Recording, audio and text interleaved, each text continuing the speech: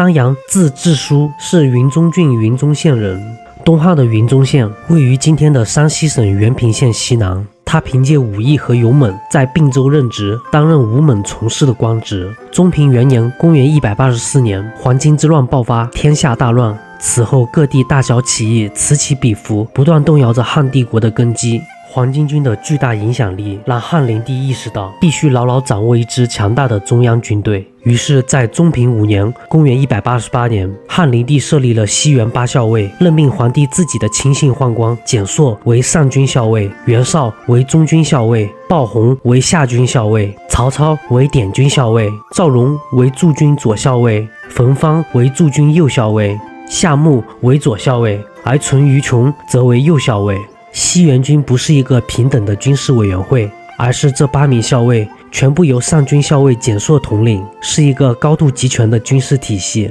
皇帝则通过蹇硕一人直接掌控这支新军，同时蹇硕被赋予元帅之职，掌管私立校尉以下的全部京城部队。也就是说，其地位不仅是8校尉之首，更是整个京城武装力量的最高统帅，并且监督各个将领，甚至连大将军何进也要归他管辖。这表明了汉朝天子汉灵帝要将最高军权从外戚何进的手中转移至皇帝亲信蹇硕那里，从而让汉灵帝自己真正的掌握全国军权。时任并州刺史丁原派张扬率领军队前往洛阳，听命于蹇硕，随即任命张扬为假司马。看得出，张扬最初也是和张辽、吕布一样为丁原做事，三人彼此之间很可能是同僚关系。中平6年，公元189年4月，汉灵帝驾崩。不久之后，蹇硕被大将军何进杀害。理所当然的，何进兼并了蹇硕的部队，于是张扬又变成了何进的部下。随即，张扬被派回并州招募士兵，并且招募到了1000多人。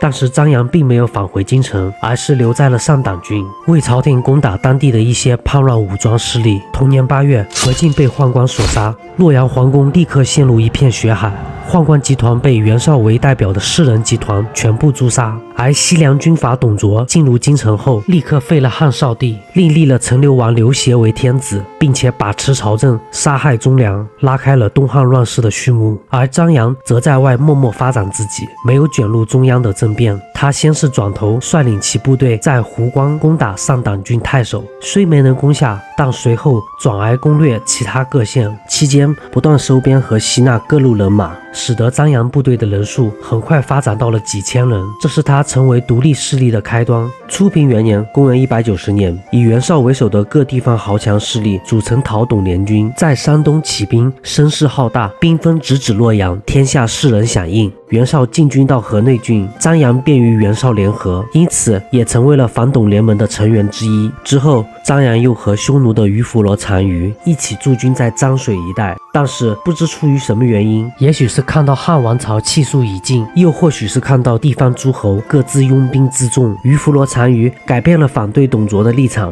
预备叛变自立，但遭到了袁绍和张扬的强烈反对，于是单于挟持了张扬，强迫他一起离开。袁绍随即派出大将居易对他们进行追击，在邺城南部大破了他们的军队。紧接着，于弗罗单于继续挟持着张扬撤到了黎阳，并且攻破了时任路遥将军耿直的部队。单于及其部队这才得以重振旗鼓。张扬也在被迫的情况下脱离了反董联盟。最终，董卓为了笼络地方势力，以朝廷的名义正式任命张扬为建议将军、河内太守，这使他获得了合法的地盘和官位，成为割据一方的诸侯。公元192年，曹操被鲍信等当地官吏推举为兖州牧，统领整个兖州的军政事务。随即，曹操派遣使者去见河内太守张扬，想向他借道，以便放自己的使者西进到长安去朝见汉献帝。张扬起初是拒绝的，然而当时客居在张扬处的董昭就对他提出了建议，认为如今袁绍和曹操虽然看似结为同盟，但绝不可能长久和睦，断言曹操现在虽然势力较弱，但他与其他人不一样，是当今天下真正的英雄。建议张扬正好借此机会与曹操结交，利用自己当下所掌控的地理优势和职位之便，帮助曹操与中央建立正式的联系，等于帮曹操变相洗白地方叛军的身份，为其争取政治的合法性。这份人情可以说是价值连城，等曹操势力起来后，肯定对张将军你有所帮助。张扬认可董昭的建议，于是态度转变，同意为曹操向朝廷转达奏章，并以地方大员的身份上表朝廷，正式推举曹操，为曹操背书。同时，董昭还替曹操给长安的李傕、郭汜等将领写信，根据每个人的地位高低不同，表达了曹操的问候和友好之情。当时长安已经经历了吕布刺董和李傕、郭汜之乱，中央朝廷又落入了董卓旧部李傕等人的控制。之后，张扬也按照董昭的建议，派遣使者去拜访了曹操。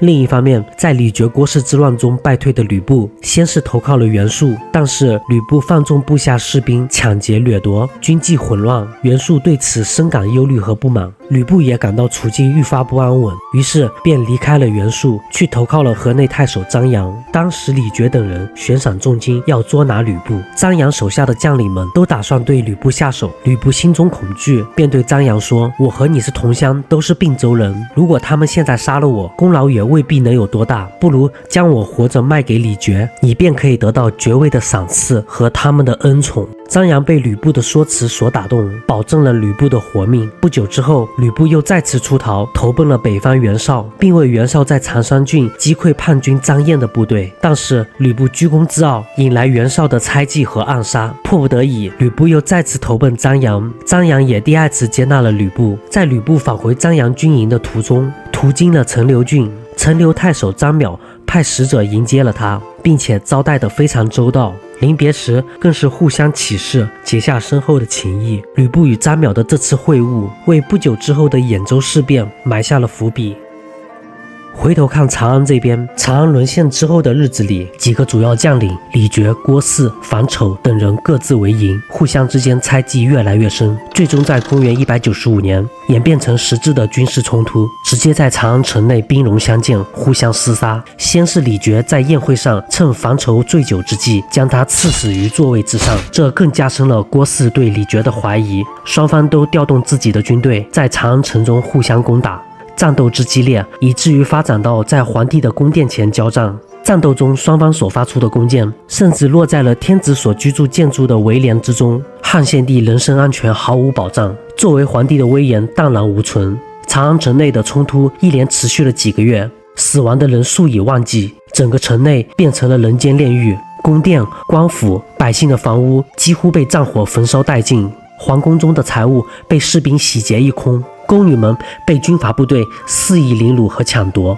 年仅15岁的汉献帝也被迫搬出皇宫，被劫持到李傕的军营之中。6月，在镇东将军张继的调解之下，郭李二人暂时休兵，并同意放汉献帝迁往别的县居住。也就是说，天子东归一开始并没有明确最终的目的地是洛阳。汉献帝离开长安后，护驾的将领之间各怀鬼胎，各自心里打着算盘，在迁往何处的问题上争论不休，都想把天子带到自己所控制的地盘上。最终，汉献帝的仪仗车队艰难地朝着东方开始缓慢行进，但中途李傕、郭汜反悔放走汉献帝，天子的车队沿途不断遭受他们的围追堵截，一路上风餐露宿，食不果腹。随行的公卿大臣、大小官吏、女眷宫女等人员几乎损失殆尽，一路上遍布着无数因战乱、饥饿而死亡的尸体。最终，汉献帝在艰难北渡黄河后才摆脱追兵，先前庞大的天子队伍最后仅剩下几十人存活。渡过黄河后，众人饥饿难耐，极度缺乏食物。此时，河内太守张扬从野王县赶来救驾，并派了几千人带着米粮等食物前来进贡。也因此，汉献帝等人得以暂时喘息，将临时都城设立在安邑。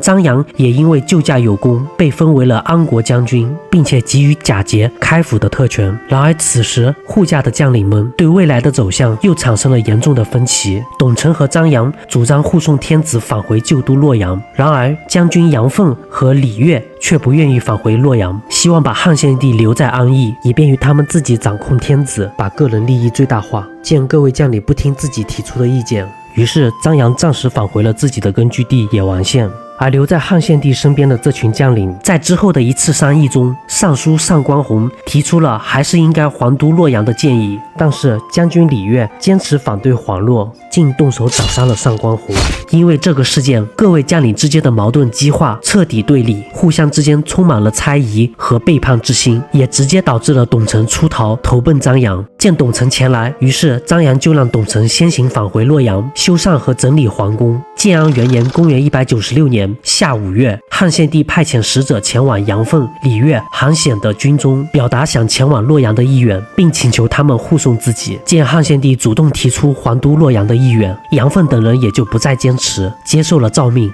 天子的队伍终于又艰难启程东归，但途中依然充满了艰辛。先是杨凤等人企图诱骗汉献帝改道，之后随行的队伍粮食几乎耗尽，陷入绝境之中。在这万分危急的时刻，张扬再次挺身而出，成为救世主，从野王县赶来迎接皇帝的车驾，并且派发粮食，救助了饥寒交迫的百官。在张扬等人的护送下，7月，汉献帝终于抵达洛阳，但是因为皇宫残破不堪，汉献帝迫不得已先行住进了已故中常侍赵忠的宅邸，张扬则负责修缮被董卓焚毁的宫殿。不久之后，汉献帝便住进了他所修建的阳安殿。张扬认为自己主持修缮宫殿有功，于是就用了自己的姓氏杨来命名这座宫殿。不过据史料记载，这座阳安殿建造的非常简陋，因为修建的时间非常仓促，只能捡拾旧的砖瓦木材来建造，工匠们也没有按照礼法规制来修建，所以这座阳安殿并没有观赏的价值。张扬这个人颇有自知之明，考虑到自己的能力或实力不足以在中央把持朝政，于是表态应由公卿大臣治理朝廷，自己则返回野王县抵御外敌，于是便率军返回，离开洛阳。随即朝廷拜张扬为大司马，张扬的离开也为不久之后曹操入主中央留下了空间。张扬与吕布的交情甚好，早年间都在并州刺史丁原的手下任过职。之后吕布兵败长安，曾2次投奔河内太守张扬，而张扬也确保了吕布的性命，因此双方结下了深厚的革命情谊。当公元198年吕布被曹操围困在下邳城的时候，张扬内心是想去营救的，但自知自身实力有限，于是张扬只是出兵到了东市一带，远远的制造声势，作为对吕布的声援，只能眼睁睁地看着下邳城被泗水淹没，最终吕布被生擒杀害。史书《英雄记》记载，张扬这个人本性仁慈温和，但缺乏威严和刑罚，有部下谋反，而被他发现后，他仅仅是对着他们哭泣，并且最终能够原谅他们，不做任何追究，这也为他的人生结局埋下了隐患。在此不久之后，张扬军中出现叛变，部将杨丑为了响应曹操，于是就杀了张扬。但很快，张扬的另一员部将随固又杀了杨丑，统领了张扬的部众，想去北方投靠袁绍。此时正是官渡之战的前夕，为了不让袁绍吸纳张扬的势力，于是曹操派遣使唤在半路拦截，在犬城大败了随固的军队，斩杀了随固，尽数收编了他的部众。至此，张扬的势力被曹操吞并。从史书的记载来看，在汉献帝分仓路数流离失所时，张扬是少数主动提供食物、修缮宫殿的地方军阀。他拒绝长期控制朝政，声称天子当与天下共之，体现了他对汉室民意的尊重。张扬虽有心匡扶汉室，但是缺乏掌握全局的野心和能力，最终选择退回河内，将政治主动权让与曹操。同时，他对部下宽厚仁慈，但恰恰是这种宽容，在乱世中反而成为弱点，导致部将离心，最终自身被杀。若在太平盛世，张扬或许可以成为镇守一方的良光，但在弱肉强食的乱世中，他人和的个性最终成为悲剧的注脚。